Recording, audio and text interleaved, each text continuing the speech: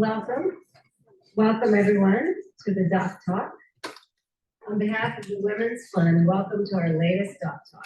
We have an insight-packed agenda for you today, so it's wonderful that everybody made it. For those of you who don't know, the mission of the Women's Fund is to provide Houston area women and girls with the tools they need to be advocates for their health. Our health education classes are unique because they include preventative curriculum-based classes that teach resiliency skills and relate those skills to current health risks, which is something we can all use. That's usually a public speaker, so forgive me.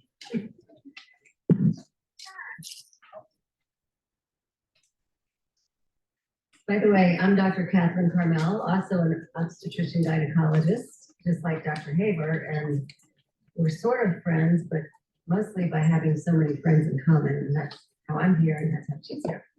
So we're definitely very appreciative that you guys have joined us today. And one thing to think about before you hear her talking is just think about speaking to your younger self. What would you say? If you could go back, some of you guys might be too young to think that way yet, but how would you steer yourself? It seems kind of silly to imagine that, but there are lots of things that no one prepares us for about healthy aging. We understand that most of us have busy lives or demanding schedules, but after today's discussion, we challenge you to pay attention to what you are doing today and what can you improve upon to give you the best chances for a healthy, happy future. Join us while we discuss this topic with our expert and get all your questions answered. The presentation will start in a moment, and at the end we'll have about 10 to 15 minutes for question and answer, so save all of your questions for then. Also, the Women's Fund will post a video on their website, and it will also be on YouTube. So please share this with anyone that you know that might be interested. Okay, let me just tell you a little bit about Dr. Haber. I'm so excited to have this amazing professional joining us, Dr. Mary Claire Haber, who is a board-certified OBGYN. Not only that, she's a certified culinary medicine specialist, which you guys may have never heard of, but that's a degree that Tulane has come up with, and a certified menopause practitioner. She's a Louisiana State University Medical Center graduate, in case somebody's not around here. We call that LSU. And she completed her OB-GYN residency at the UTMB, which is University of Texas Medical Branch.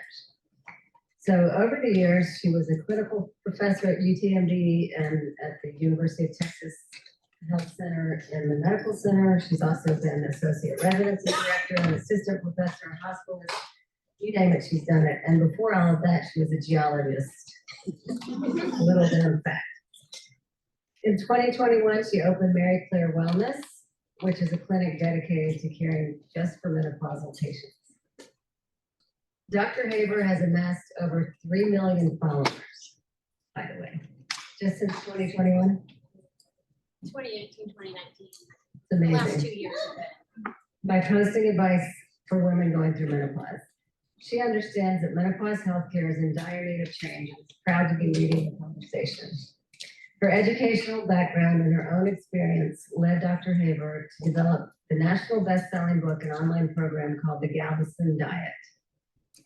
This is not a typical weight loss diet. For those of you who have had a chance to peruse her book, it's actually a 3-pronged lifestyle plan that encourages fuel refocusing, intermittent fasting, and anti-inflammatory nutrition to manage hormonal symptoms, stabilize your weight, and revitalize the body as it ages to provide benefits that will last you hopefully into your 80s, 90s, and 100s.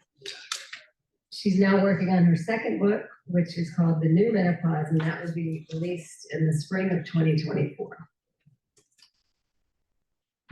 I think with no further ado, I would like to present Dr. Mary Claire Haber. Thank you so much. Thank you, Catherine, and thank you, Doc Talk and the Women's Fund for hosting me tonight. I am your neighbor. I live in Galveston, Texas, and my kids grew up there, went to high school there. They both went out of state. I don't know why. for college to LSU, maybe following in my footsteps a little bit. My oldest just graduated in May and is a first-year medical student back in Galveston at UTMB, so it's good to have her home. And I am so happy to be here. So who has seen me on social media, follows me, because social media, and God bless the rest of you to get through this talk with me. Okay. So the title of my talk is, what would I tell my 35-year-old? What would I want to know before menopause? Okay. So if you don't know me, I am 55 years old. I've been happily married to the same man for 27 years, and we've been together for 30. So that's not been easy, but we've still made it.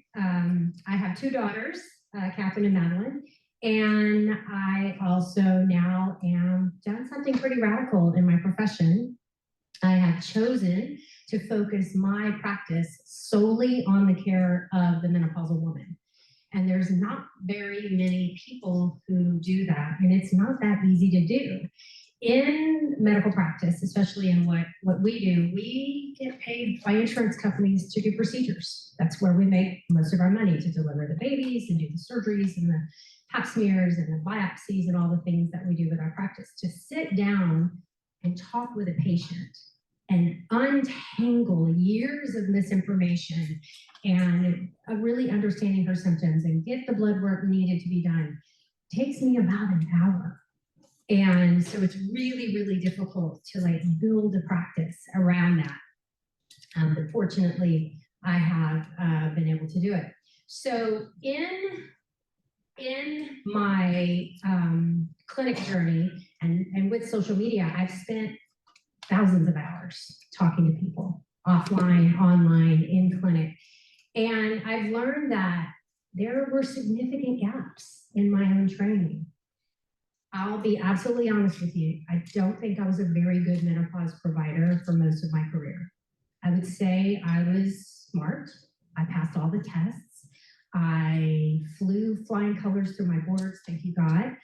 But then in the next 20 years of my practice, in order to keep up our board certification, we have articles, really important stuff put in front of us. And we read the articles and we take a quiz to make sure we understood the information. And when I tell you how many of those articles focused on menopause care, it was probably less than 1%.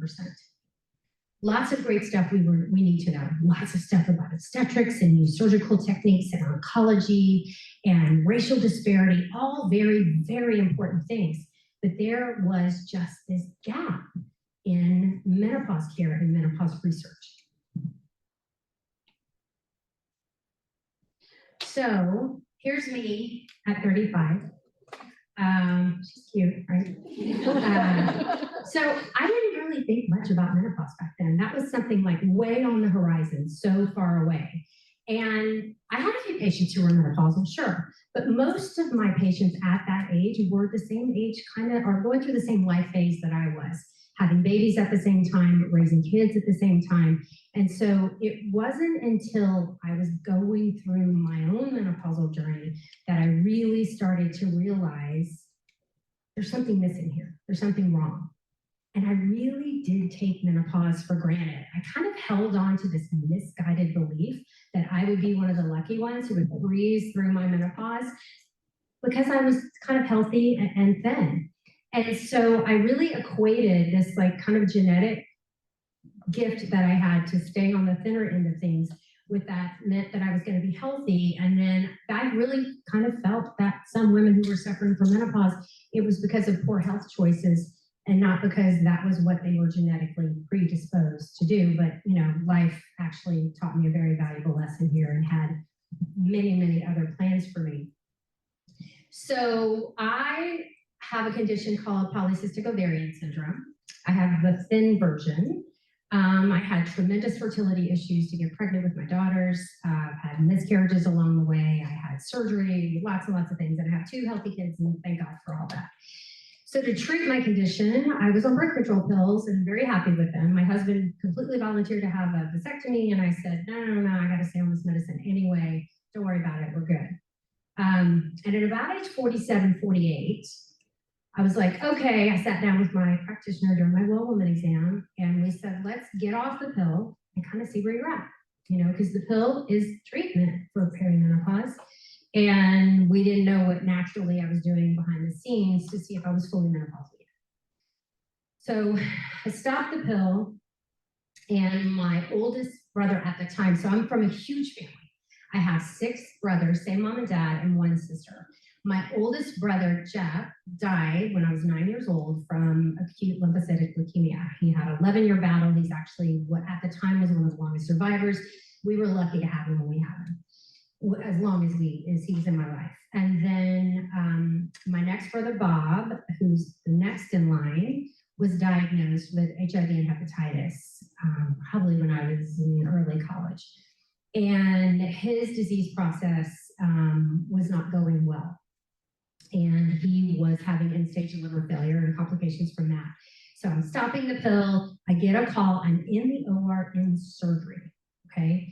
And my phone's ringing, ringing, ringing, ringing. And so the scrub tech, if anybody's been in the OR, I'm like, okay, pick it up. It's probably an emergency, and they put the phone in my ear and they're telling me that my brother is in a coma and he's in the hospital and I need to come home. It's time. And so I remember my partner, I was at the end of the case, thank God. My partner came and scrubbed me out because I kind of was not capable of practicing medicine for the next, little bit. And I rushed home and ended up staying 2 weeks to do his end of life care. My sister's a hospice nurse and she and I tag teamed to take care of him. So long story short, I'd gotten off the pill and then went home to help him die with dignity, and then had to go back to work 2 weeks later. And so was really, really suffering with my grief, was not sleeping.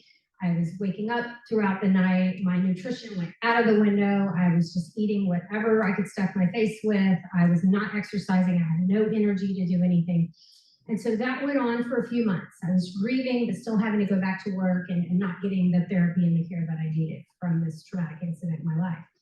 So then when the grief finally kind of started lifting, I was still not sleeping, and I realized I was sweating all the time, and I realized that I couldn't think in complete sentences. And what I was considering was grief, and probably that was a big part of it, that I was actually in menopause. And I was like, girl, you were gaslighting yourself. I mean, you could even, this is your doctor, this is your job, and I could not recognize the symptoms of my own menopause. And so, and I was miserable. I knew that the grief was gone, and here I was barely functioning as a mother, as a wife, as a physician, and all the other roles I had taken on. I lost my resilience. I used to be on top of the world. All the jobs that I had lined up for myself, I could do no problem. And menopause took that ability away from me. Not that other things weren't going on in my life, but that I was stressful, and I realized that this was being said to me over and over again by my patients, but I didn't know how to listen. And that's when I started realizing there's a problem here. This estrogen deprivation is doing way more than just causing us hot flashes. But I was so scared to consider hormone therapy at the time. Why? Because there was a study in 2002 that called the Women's Health Initiative that came out my final year of residency that scared doctors, medical professionals, everyone in the world away from the possible benefits of hormone replacement therapy because of the fear of breast cancer. I also kind of had really negative connotations of what a menopausal woman should look like. I had the Edith Bunker in my head, who I think is a lovely woman. Old, dried up. Think of all the memes. Think of all of the stereotypical menopausal women. The Golden Girls are my age when that show came out. And I just didn't want to be associated with that. I didn't want to be considered old and dried up, and that part of my life was done.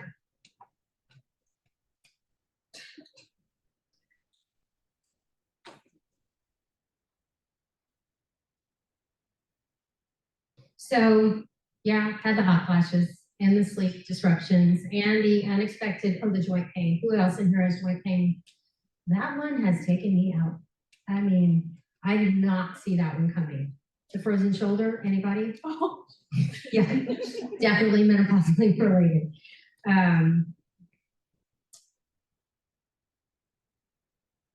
Okay, and so in my experience now, I realize that hormone therapy is only one part of the picture, and it can be a really important part of the picture, but that so many women are being denied even the conversation to consider it, and nothing else is being discussed. So we're going to talk about this in a minute. When I approach menopause care for my patients now, I do it in the form of a toolkit. That you open up your toolkit and there's multiple things in your box. There's hormone therapy, non-hormone pharmacologic therapy, there's exercise, there's nutrition, there's sleep optimization, and stress reduction. So Mary Claire, now that I have this wealth of knowledge and I've become this person in the menopause space, what would I tell you at 35? And I'm so excited to see people in here who appear to be somewhere younger than I am. So actually this advice might fall on their ears. So what would I tell you at 35? You're going to struggle to balance everything in your life. But don't forget your mental, your emotional, and your physical health. Menopause is coming. No one in this room, if they live long enough, is going to escape menopause. It's not optional. You are going to go through gonadal before the rest of your body fails. And you can expect to live about 30 years of your life without the benefit of estrogen. So number one thing I would tell you, shift from thin to strong, okay? I want you to enjoy these years, your babies, your family, your friends, your job, your health, your sleep, and your eyebrows. But Mary Claire, your babies are gonna grow and leave you. 2 of your brothers and your father are gonna die. Your friends are gonna divorce. A hurricane will come and destroy your home and your community. You will change your job twice. You will leave the country for your husband's job, and your marriage is gonna get worse and then better. So in shifting from thin to strong, I'm gonna ask you to do something radical, Mary Claire. I want you to let go of being thin as a measure of health, both for you and your patients. You might not believe me, but in about 20 years, medicine is gonna stop using weight and BMI as a measure for the risk of chronic disease. This thinking thin is going to be a big shift for you, your community, and everything you thought about health to course correct. But this pursuit of thinness disguised as health is going to take a tremendous toll on the mental health of yourself, your children who are watching you and your habits, and your coworkers. Constant caloric restriction and cardio combined with aging is going to begin to chip away at your bone strength and your muscle mass, both for me, things that I was not gifted with genetically. Oh wait, Mary Claire, you need proof? When I talk to my patients about what scares them and my followers, so I did on social media, I'll do these questionnaires, everybody writes in and say, what scares you the most about aging? And I really thought everyone thought like me. Cancer scares me. I've lost 2 brothers, multiple aunts, uncles, and cousins to cancer in my family. And what really surprised me was the majority of people said they were afraid of not being able to move or not being able to think. Basically becoming so frail physically and mentally that those last 10 years, and you might hear Peter or Tia talk about this too, focusing on those last 10 years as being robust as possible. What scares me now is that I am a burden to my children. I don't want them to interrupt their lives, their plans, their focus to come and take care of mom. Okay? I know I'm not gonna live forever, But that last, we're doing this now with my father-in-law, that last 10-year slog, I want to be as healthy as possible. And I want to teach everyone how to be as healthy as possible. And focusing on strength and mobility and not being skinny is the way to do it. So when you look at this graph, I'm going to point going back there, so I'm going to have to turn around. You see that red dotted line at the bottom? It's directly related to your skeletal muscle mass. Frailty is directly related to how much muscle mass you have versus age. And if you want to stay on that green line, right, we want to stay above the disability and disorder threshold as long as possible. And the muscle mass you're building today is the highest it's ever going to be. I'm looking at everybody in this room. Okay? And to hang on to that, you must eat the protein, you must do the resistance training, and you should consider hormone therapy when the time is right, if it's right for you.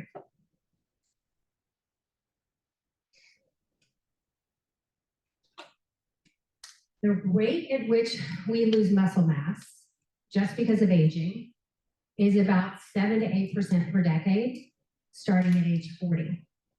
And then that increases to 15% after the age of 70. And we're down to about 25% of our total muscle mass by the time we're 70. So the higher you can get on that curve before the decline starts, the better off you're going to be, Mary Claire. This is so important. Get off the aerobics bandwagon and pick up some weights.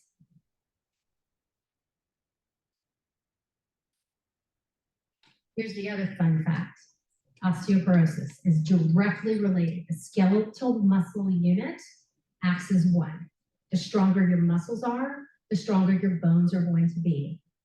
If a woman falls and breaks her hip after the age of 65, I am 55 years old. This is within 10 years for me.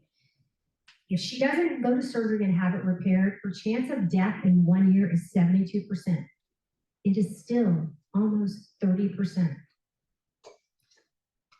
if she goes and has it surgically repaired. And that year is marked by tremendous pain, not able to take care of yourself, being a burden on someone else. And this is completely avoidable. Number 2, nutrition over calories. So Mary Claire, I'm going to ask you to start focusing on what you're putting in your mouth, the benefits of what you're putting in your mouth versus constantly counting calories. Okay? I realize that you think good nutrition, which none of us learned about in medical school, Catherine, for me, it's like the Supreme Court definition of pornography. You know it when you see it. Like, eat healthy. How many of you heard from your doctor? Work out more, eat less, eat health, just eat a nutritious diet. What does that even mean? Right? I had to go back to school. I went back to school, and anyone who's in healthcare, I highly recommend the culinary medicine program from Tulane University. Actually, they're opening campuses all over now. If you're interested in this space. My own daughter her bachelor's is in nutrition science before she started medical school, because she realized, well, she probably heard me talking a lot. She will tell you it has nothing to do with me, So Mary Claire, I want you to read as much as possible about nutrition. I want you to educate yourself. I want you to start young. I want you to really understand things just outside of what's a carbohydrate, what's a protein, and what's severe. We learned about scurvy and severe nutritional deficiencies, but I want you to learn about the biomechanics of nutrition and what it does for your body. Here's what you should realize. Protein is way more important than we ever thought, than we ever knew, especially for women. I'm not talking about 25-year-old male triathletes. I'm talking about menopausal women. Right now, the Institute of Medicine is lumping us with all adults, 0.8 grams per kilogram, okay? That's not a bad place to start. And most women are getting about 0.6. That's kilogram of lean body mass. Okay, just pick your ideal body weight, whatever that is, and convert it to kilograms. But the WHI, a lot of good information came out of the WHI, except for estrogen causes breast cancer, which it doesn't, okay? Women, they followed those women for 20 years. Women who had 1.2, almost double grams per kilogram of protein in their diet, just that was the way they ate, had a 32% lower fragility risk score and better physical function than women who did not. And when those women were just naturally eating, they weren't on a diet to do this, just what they ate. And so 1.6 grams, they had the highest amount of muscle mass. They didn't even measure what they were working out and what they were doing. As a gender, with age, we are not getting enough protein. So focus on protein, Mary Claire, and teach your patients how to do it too.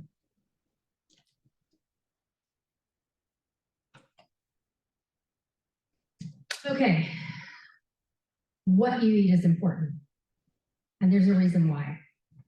This study was done in menopausal women, and they looked at the Mediterranean diet. There's a very popular diet out of Galveston, which is very similar to the Mediterranean diet, based in the same principles of anti-inflammatory nutrition. Whole grains, cereals, nuts, fruits, olive oil, fish, lean meats, nuts, seeds, all important. Each of those nutrients each of these foods has fiber, has antioxidants, has anthocyanins, has vitamins, minerals, nutrients, all that have so important functions in our body, but this is just specifically speaking to osteoporosis, muscle mass, and muscle performance, and these key ingredients. And so here's what I want you to take away from this. The Mediterranean diet is not about one particular nutrient. It's not about, oh, just give me this bottle of magical stuff and I'll be healthy and everything will be fine. It's about a pattern of eating. It is about making consistent choices along those lines every day as part of your normal routine that leads to better health. People who eat like Mediterraneans live longer, have less heart disease, less osteoporosis, and better physical function as they age.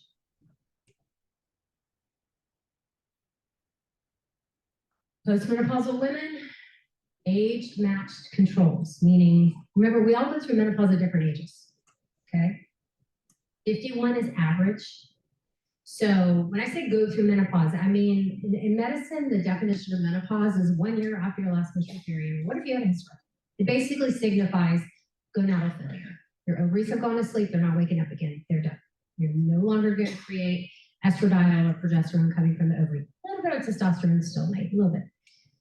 So if you take age-matched controls of a pre- and postmenopausal woman, the postmenopausal woman, the same age, so I'm menopausal and you're not, I have a 3 times higher prevalence of metabolic syndrome simply because I'm menopausal. That's what that means.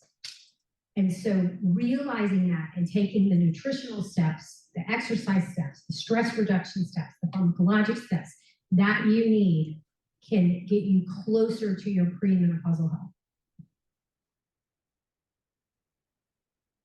Number 3, Mary Claire, educate yourself about menopause. Now is the time to do it. Mary Claire, you are failing the women you are trying to take care of right now at 35.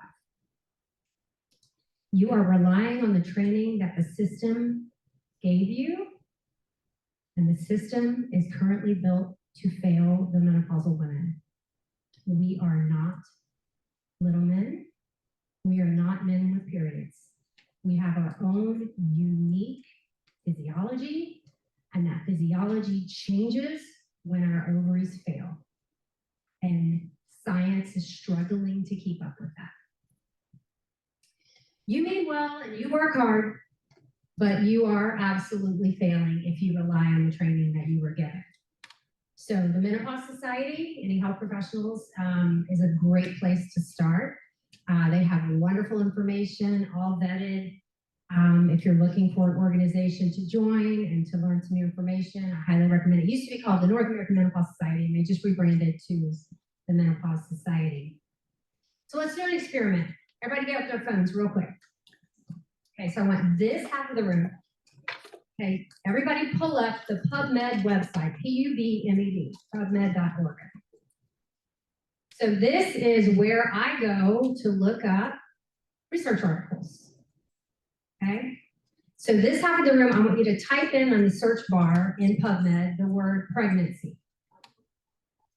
Okay, in this half of the room, I want you to type in the word menopause in the search engine.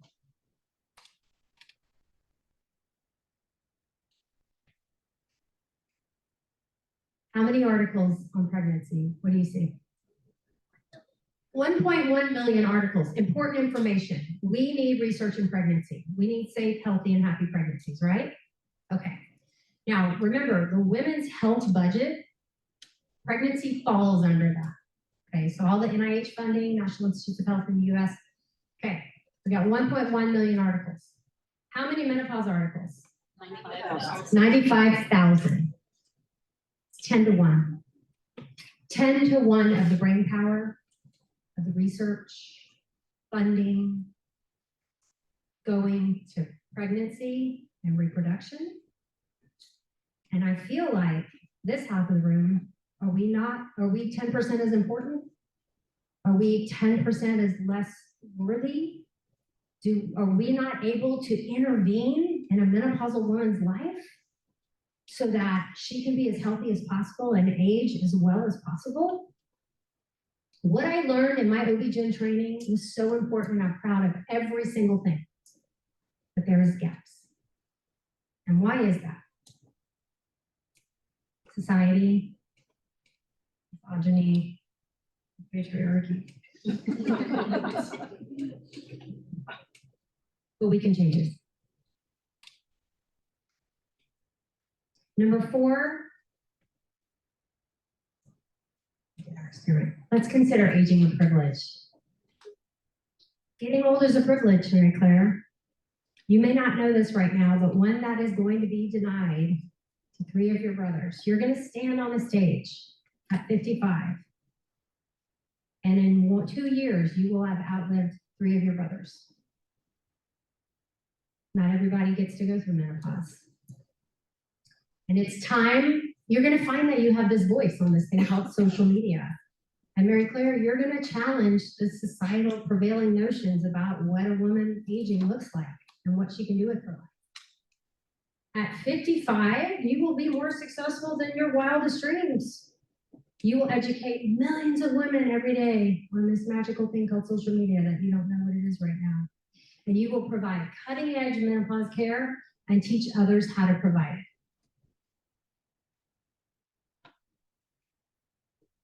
And number 5, manage your future health, Mary Claire, by viewing it as a comprehensive toolkit. I know, and I get this question every day.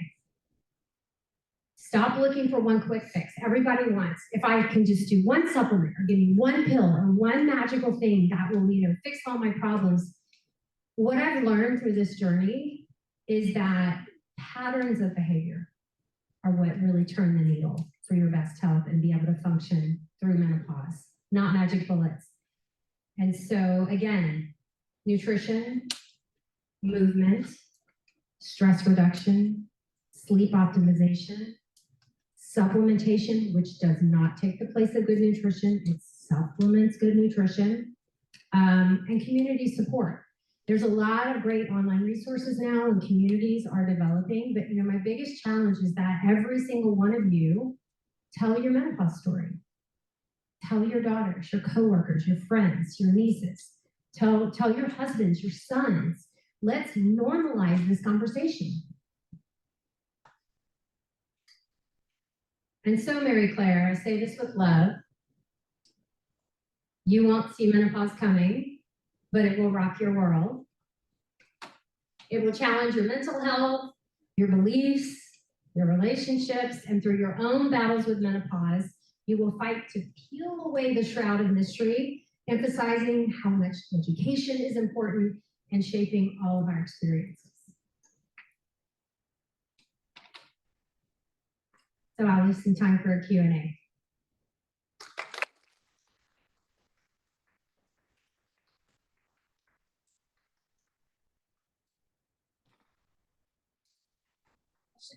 Like the Pilates as a business count at this point? Any movement counts. So if you're sedentary, walk, okay? If you are active, progressive load seems to be what's most important to be building muscle. And there's for osteoporosis, you need to be doing consistent resistance training, and for some Pilates may be part of that. Also, the vibratory, like jumping off of boxes and stuff, like that jolt to the muscles and the bones has been shown to stimulate the osteoblast. But Pilates might be. We need more study in this area as to what exactly the best form of exercise is going to be. But you've got the really muscle-centric crowd, the Gabrielle Lyons, who's here in Houston, the Stacey Sims, like people in my world who are like eating 200 grams of protein and doing resistance, super heavy resistance training, like lugging. Good for them. I keep getting hurt when I try to do that stuff. So I myself, am doing resistance training, but I'm trying to find the right balance so I'm not keep injuring things, because it's taken me a lot longer with my menopause, even though it's treated, to heal from some of the musculoskeletal stuff. So, okay, so if you does that mean you have metabolic syndrome, or that comes out later as well, or is it all connected? So it's all connected. So Can you repeat the question? yeah. If you have polycystic ovarian syndrome, does that mean you also have metabolic syndrome, or does that come out later? So it's all connected. For most women, the pathophysiology, the root cause, I hate that term, polycystic ovarian syndrome, there's nothing wrong with your ovaries. They are responding to the environment that they've been presented with. It's usually insulin resistance to some degree. And so whether or not that insulin resistance responds to your nutrition, your diet, your exercise, we know that menopause, loss of estrogen, is an independent risk factor for increasing insulin resistance. We know that menopause is an independent risk factor for increasing your LDL and decreasing your HDL cholesterol levels. So how many of you went in for your annual, got your blood drawn, and went, what the hell, where did this cholesterol come from? When you've done nothing different in diet and exercise, that's what estrogen deprivation does. So, yeah, so you're on the spectrum, basically, and you just have to work that much harder. Thank you. Yeah.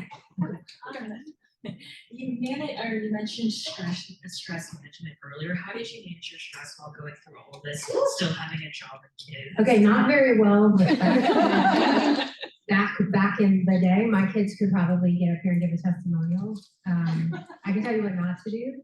And so it really took for me when my daughter was in high school and she just went through that horrible, she's watching, hey baby. It was tough. I had a very truculent teenager who I couldn't do anything right. She was mad at me all the time. And that kid, now she's a straight A medical student and life is good and everything's fine, but it was hell on wheels.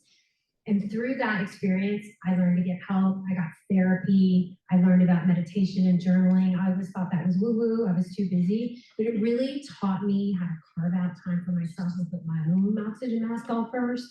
Then when my second daughter was coming up, she would walk in the bedroom to get something and she'd see me in the bed meditating.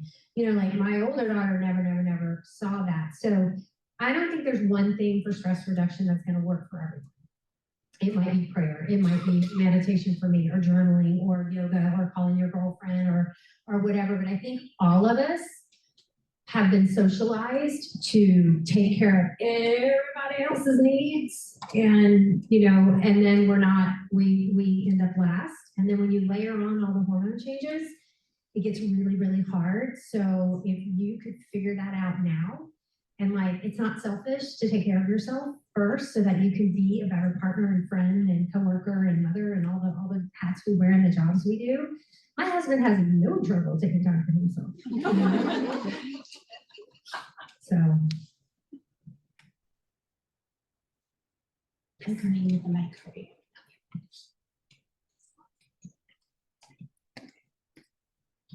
All right, so menopause was like an unwelcome visitor that just showed up one day, and I was like, oh my God, who the hell is this girl? And I've been talking to my daughter about it, and she had a really good question that I want to pose to you. I thought it had a finite timeline, that it showed up on this day and that it got evicted on this day. So how long, are you a jerk?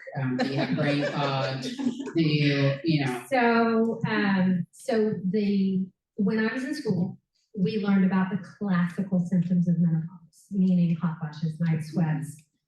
Osteoporosis got worked into it by the time I graduated, but it was mostly all centered, like HRT was developed for hot flashes. That was it. And those go away. It could take 14 years. The average is 7 of hot flashes. But the brain fog does tend to get better. So the initial estrogen withdrawal seems to be it's mostly to do with glucose metabolism. It never goes back to 100%, but it does improve after perimenopause. But general urinary syndrome of menopause will get worse forever without treatment. Osteoporosis will get worse forever without treatment. Autoimmune disease will get worse forever without treatment. Coronary artery disease risk will get, the things that we're now learning are deeply associated with estrogen depletion will continue. And so lay culture, and I think a lot of people think menopause is just hot flashes, and yeah, those go away. So how long is that going to last? And I'm like, 7, 14 years, I don't know, it depends on you. But everything else, as far as changing the outcome of your productivity and your health risks, that's forever. So when I talk about menopause, it is from till you die, And so you have to think, I don't have this estrogen anymore. How is this changing my life? And what can I do about it? I wonder what your thoughts are on testosterone as part of your hormone therapy. Yeah. So lots of debate raging around testosterone. So we have estrogens, we have progesterone, and we have androgens in our body, normal hormone production. And so while we're pre-menopause, so normal reproductive age, you're 25, you live in your best life, your periods are coming every month, if you're lucky, you're that girl. All this is doing this every month, right? That's just how we are. Waiting on a pregnancy, it doesn't have any other period, the whole thing starts all over again. Testosterone kind of goes up and down with different parts of the cycle. Estrogen surges mid-cycle, and progesterone comes up in the last half of our cycle. And so when we go through perimenopause, that is the age of chaos, okay? Where you are in a downward trend of those hormones, but they are all over the place. We're skipping ovulations and we're starting to see this roller coaster.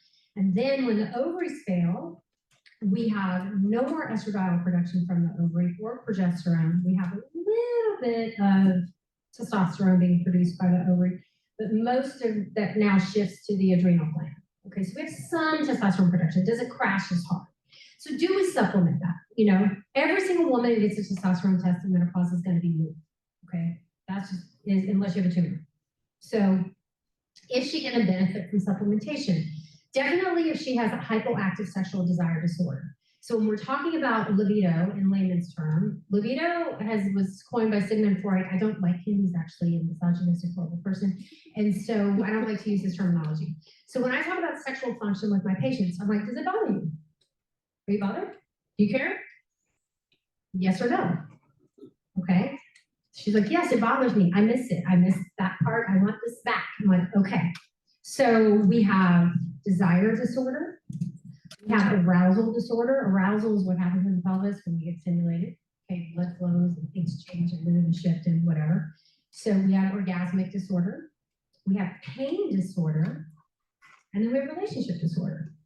The only thing testosterone might help with, and that's a minor, is desire disorder.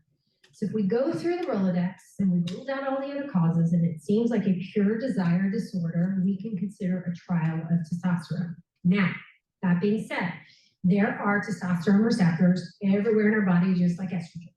And there's thoughts, though no studies, showing that people are making anecdotal claims like Sally says her brain function is better and Mary says she's sleeping and Jenny says, whatever.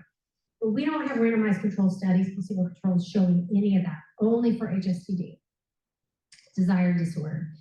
I am recommending it off-label for my patients with osteoporosis, osteopenia, and sarcopenia, for low muscle mass.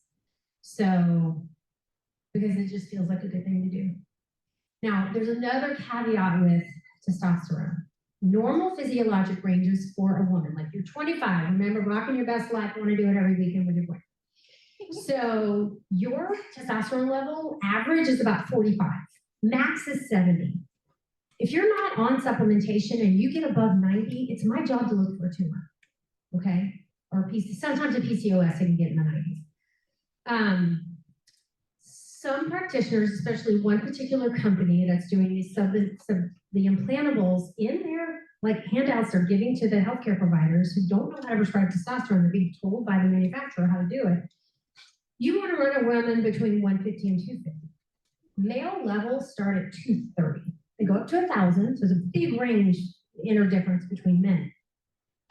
And so I have patients coming in who've been given this other option, and it's implanted, so they're stuck with it for 3 months at least.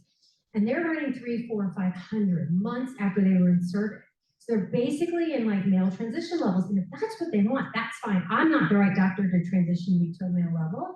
That's not what I don't, I'm trying to keep you in that range you were at 25, which is a bit to a tenth of the, so part of the issue is that a lot of women are being given super physiologic doses of testosterone without a single study to support that use. And we're having a lot of side effects from it. So most of my patients who we keep in physiologic ranges, below 70, feel that their libido is better. Don't work for everyone. We also have FDA approved options for libido as well. They're expensive and it's a whole nother story. But so do I think 100% of women should get testosterone? Not yet. I need more studies to be able to make that blanket recommendation. But for HSTD and low muscle mass issues, or she just wants to try it, I think it's reasonable. Now, another thing to remember, testosterone is converted in the periphery to estradiol. It's converted in the ovary to estradiol. That's how we make it. And so you get a woman high enough in testosterone, she will have a significant amount of estradiol, and now you've treated her menopause with estradiol. And you're like, oh my God, I feel so great. I'm like, yeah, you do. How's that mustache working out too? Like I could have just given you estrogen without losing your hair. So, it's complicated. So I do prescribe it, and it's select, and my patients, it works for some and not for everyone. I have a question on that. I know I'm on mic duty, but I also have a question. So what about those of us that have hyperestrogen syndrome or high estradiol, but also are perimenopausal? This is a space where I cannot get a consistent answer. So I've had testosterone thrown at me. I've had things to try to counter my estrogen. So are they testing you during ovulation? Like, yes. Are you on day 3? Are you having every level of the phase too? Okay. Maybe this is for us. Are you after a W ovulator? I mean, what's a W ovulator? Does that like some people? Yes. Some people will have ovulate more than once in a cycle, or like that's how you get fraternal twins. Yes. And so some people do it fairly consistently, and we think that that's where the higher estrogen levels are coming from. So other than like suppressing the whole thing with a birth control pill, just kind of overriding that system, there's not, the levels of birth control pill. Let me be clear. The biggest difference between a birth control pill and menopause hormone therapy is dose. Birth control pills were developed to suppress ovulation so you don't get pregnant.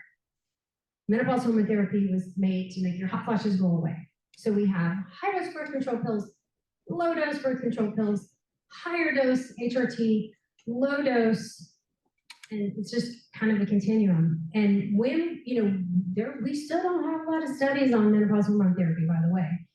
And so nothing significant has been done since 2002. And so for me, for my patients, it is trial and error. And I beg them to be patient with me. And what worked for your neighbor may not work for you. Yes, Catherine. She's doing this work too. So first of all, that was a great question, because especially for someone who appears to be a normal weight, it's not as common to be labeled as being hyperestrogenic. Oh yeah, I mean, I'm on 1,000 things right now. I can show you my list because it's trial and error. But could you comment on doing blood testing to ascertain whether they're perimenopausal or menopausal and what role that has? So because when I talked about earlier, the rock and roll of your hormone levels through the perimenopausal phase. We don't have a good blood, urine, or saliva test that's going to be evidence-based and consistently diagnose your perimenopause. I diagnose perimenopause by talking to my patients and believing them. Now, if she's had hysterectomy or Mirena IUD, I mean, there are reasons I get hormone blood work. Yes, absolutely. But I usually can just talk to the patient and be able to tell her if she's perimenopausal, and we start discussing therapeutic options based on her symptoms. And I know a lot of people are spending a lot of money on things that just don't, really haven't been shown to be that helpful. One other thing, in terms of the super low dose birth control pills, like the 10 micrograms, how about staying on that and until what age, and for any of you guys that might still be on? Sure. So the lowest birth control pill available commercially is a 0.1 microgram dose. That's the low estrogen. And that's pretty much equivalent to the 0.1 patch, which is the highest dose. Like I said, there's a continuum. So if you need progesterone, it's not unreasonable to stay on that birth control pill. And so I kind of keep, if they're happy with it, they need the contraception, it's going well, they're symptom free, period. I mean, everything is perfect. I will keep them on it. It's not an unreasonable treatment to keep them on it until at 50, 51, take them off for a month, get their levels checked, see where they're at, and then to move on to menopause, traditional menopause hormone therapy, away from the, birth control pill. So you spoke about the Mediterranean diet, but you obviously have created your own diet. Yeah. And so I'm curious about the role of following a program like the Galveston diet in terms of, is there such a thing as balancing hormones? Because we hear that phrase all the time. Like, So what does that mean? that's a pet peeve of mine. We have, okay, so when we say balancing hormones, we've got hundreds of them in our body, okay? But most of us think about sex hormones, estrogen, progesterone, testosterone. But what's happening with Mediterranean diet are things like leptin and ghrelin and insulin and cortisol. Those are the hormones that are behaving much better. They play much better in the milieu of and low stress hormone and sleeping 8 hours every night and all the things. Those are the hormones that control hunger and satiety and where and how we store fat. And so mostly when these, be very, very wary of these internet clinics, okay? When you see these internet docs, me included, this is a doctor who sells supplements, so full disclosure, and they're demonizing something, or they're making medical claims that this will balance your hormone. Which hormones? We got 100, what exactly is it doing? And so the happy mammoth and oh my God, that stuff makes me insane. It would be a full-time job for me to just dispel all of those rumors. But, when you're looking for what should be getting, a woman should be getting 25 grams of fiber per day in her diet, okay? From food is the best way. And if you can't do that, then you supplement. So 25 grams of fiber per day. That's probably the best thing you can do, and you're probably only getting 12. Okay. Number 2, less than 25 grams of added sugars per day. That is sugars added in cooking and processing. No hate to that delicious dessert. Amazing. And I would say the occasional treat or piece of cake, but remember we talked about patterns and being consistent. Women in menopause who keep their added sugars on average less than 25 grams per day have lower belly fat, visceral fat, have lower stress levels, sleep better, lower insulin resistance, whatever. Sex hormones are tricky. Our ovaries are on a collision course with death from the time we're born. We're born with all of our eggs, okay? And we certainly can do things to speed that process up. Smoke, chemical exposures, radiation, surgery. Those are things that put you in genetics and put you in an earlier menopause than you should. But every single one of us is born with a finite amount of germ cells, and they start deteriorating in the womb. We have more when we're growing in our mom's uterus than we do when we're born. And then by the time we're 40, by the time we're 30, we're down to 10% of our egg supply we were born with. And by the time we're 40, we're down to 3%. And when they're gone, they're gone. So telling a woman that you're gonna balance your sex hormones, they're gone. Like, that's a medical claim that's just not gonna happen. So, did that help? Yeah, but I guess part of it too was like what, I guess I was expecting you to talk a little bit more about your specific program, because I'm not. Yeah, familiar with it. so, How does it? so fiber, oh, how are we different in the Mediterranean? It's more Americanized. So like, I don't talk about olives and feta cheese and stuff. That's Mediterranean, you know, but a lot of the principles of why these foods are anti-inflammatory, the fiber and the anthocyanins and what are these components in these foods that make them so healthy, you know, and these combinations of foods. So we talk about macronutrients, we talk a lot about micronutrients, about magnesium, you know, so less than 25 grams of added sugars per day. Those are like the top two things. And then when we're exercising, resistance training for sure, keep those muscles strong. And then anybody ever heard of zone 2 training? I'm a big fan. Zone 2 training is the heart rate zones. We have 5 zones roughly, that which you are almost breathless. You can talk, but it's a little bit of a struggle, okay? That zone seems to be where we're gonna have the most metabolic recovery and the most metabolic advantage.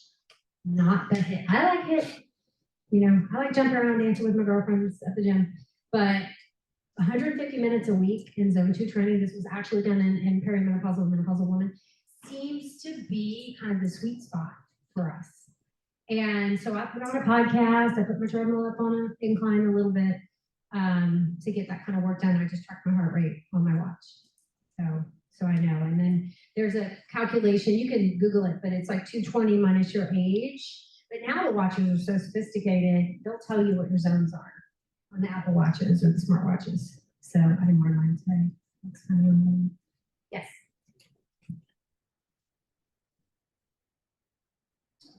As far as seeking this type of information out from my OB, and I'm kind of in the headspace of like, how do I open this conversation up, especially at the age that I'm at versus someone else? Would she hear me out? Should I seek a specialist? Kind of where to go. Hopefully by the time you go through menopause, I'm assuming you're a little bit younger, we'll have more people out there who are knowledgeable about this.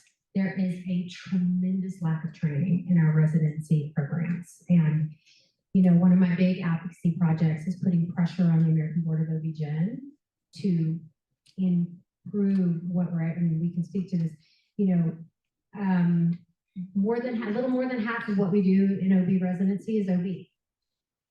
Get that baby out, get her pregnant, keep her pregnant, get the baby out safely, then kick them out and you're done, okay?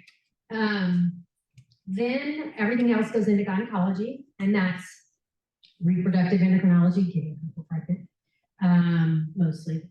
And then gen oncology, cervical cancer, uterine cancer, all very important stuff, vaginal cancer, vulvar cancer.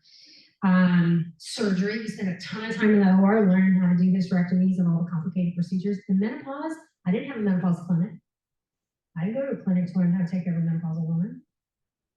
It's just this little tiny sliver. I got maybe 1 lecture in medical school and I think about 6 hours in residency. And then 2018, when I left, I was a residency director in charge of curriculum. This is what the American Board says we need to teach these residents, and menopause clinics were not required. So we got a lot of work to do. So to answer your question, I don't know. Try to find someone who's menopause certified at least. It's not going to guarantee they're amazing, but at least they got extra certification outside of their training. I think we're done, right? Okay. All right. Thanks, everybody.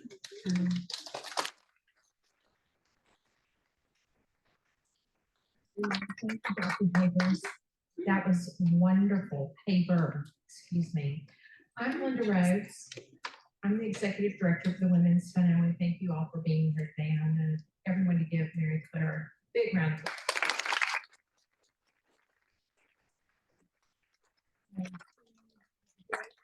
We're very thankful that she agreed to come do the Stock Talk with us.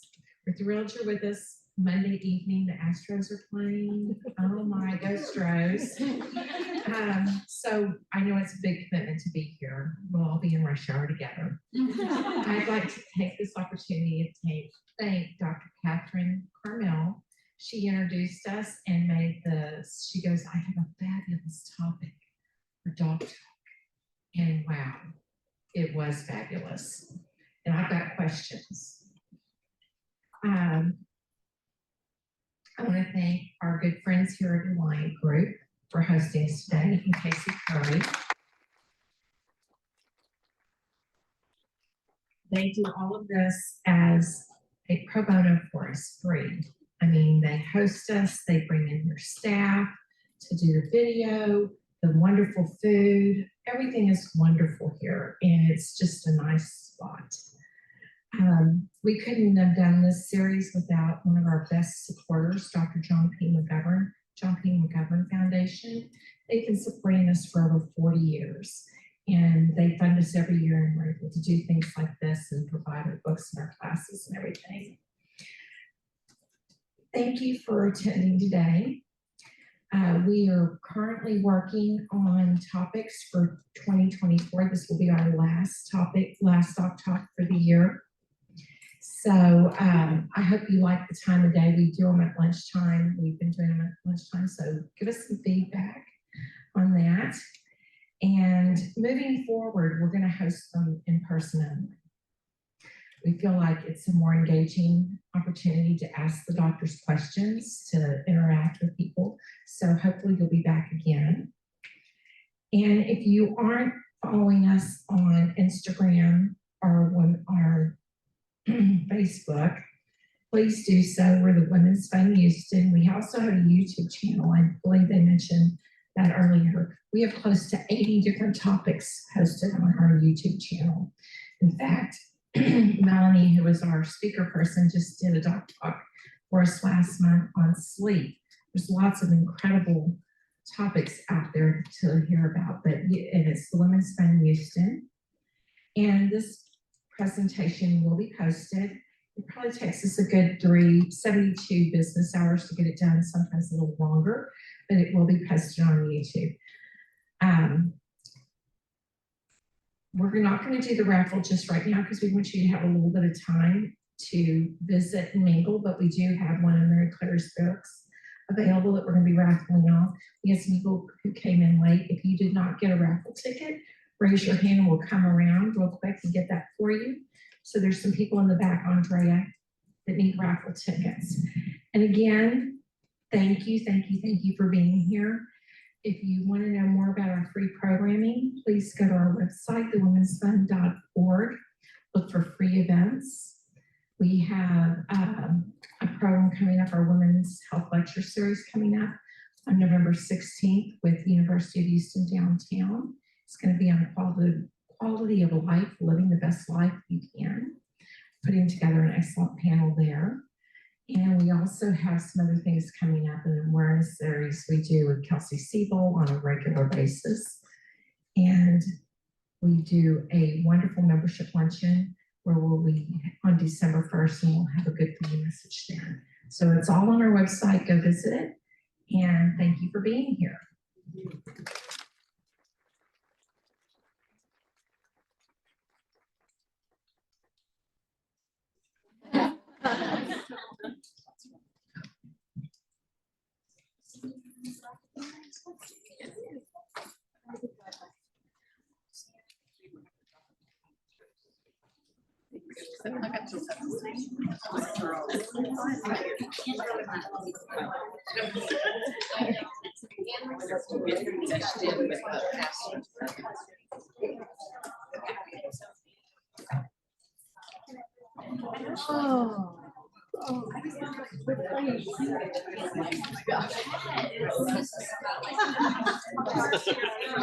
Hey, look at us. That's not really on.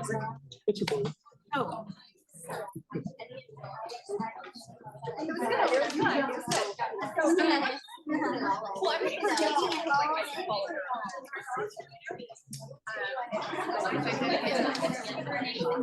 Well, I'm down south with you.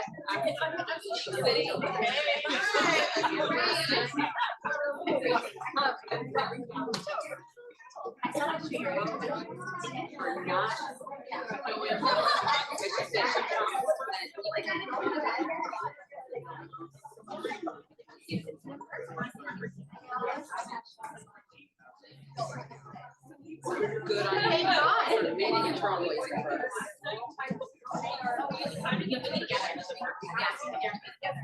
I also told Yes, yes.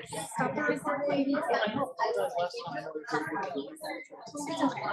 all right. Thank you so much.